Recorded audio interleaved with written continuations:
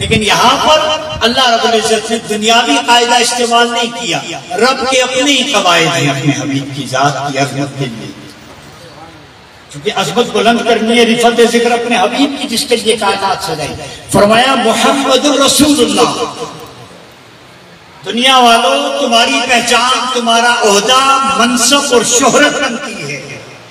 मेरा महबूब ऐसा है कि वो मोहम्मद पहले है, रसूलुल्लाह बाद में।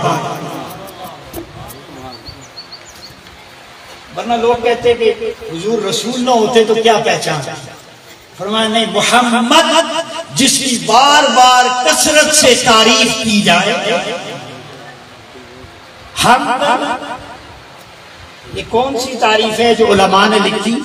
मर्रतन बादा कररतन बादा, बार बार कसरत से, जिसमें कोई रुकावट ही ना हो।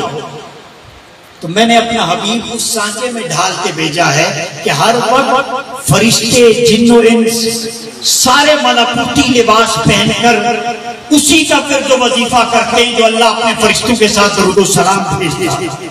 मैंने ये मोहम्मद भेजा, बस इसकी पहचान ये है कि अल्लाह के बाद आलम खल्क में, आलम अमर में, आलम बशरियत में, आलम नासूर में, आलम जबरूत और मलकूत में कुल 18,000 अवालिम के अंदर अगर एक गूंज है तो वो नामे मोहम्मद की है।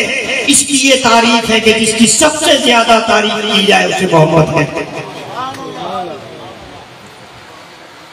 और इसके एक एक लफ्ज के हर्फ को तोड़ते जाए ना, मोहम्मद का मीम निकाल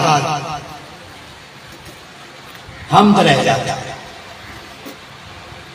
हा को भी निकाल, मुमिद रह जाता है, मददगार उसको भी निकाल जाते, मद रह जाता है, मिलाने वाला, मुत्तसिल, मीम भी निकाल दे, दाल रह जाता है, यदुल्लु अला जल्ला शाह।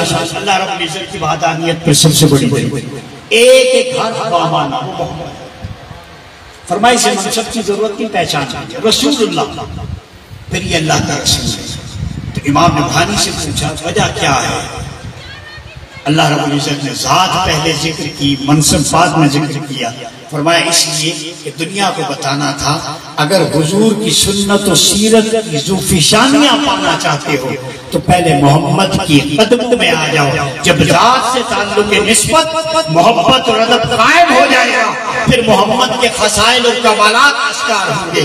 जो जात का बेअदब है उसे सुन्नत और सीरत नहीं पहुंच सकता। पहले जात से ताल्लुक कायम करो, पहले दामन मुस्तफा से मोहब्बत हासिल करो, पहले मेरे महबूब के कदमों में आ जाओ, लिपट जाओ।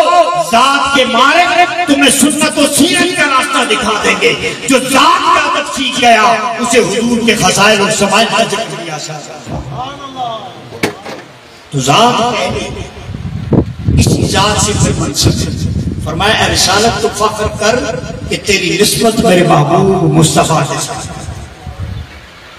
फिर आगे तो दूसरा नुक्ता ये है कुरान का कुरान होना, इसकी हुज्जियत वो हुजूर अलैहिस्सलाम के तज़किर से हमें मिलती है क्योंकि इस कुरान में उस रसूल का जिक्र है जिस रसूल ने सुन्नत के जरिए बताया कि ये कलाम है।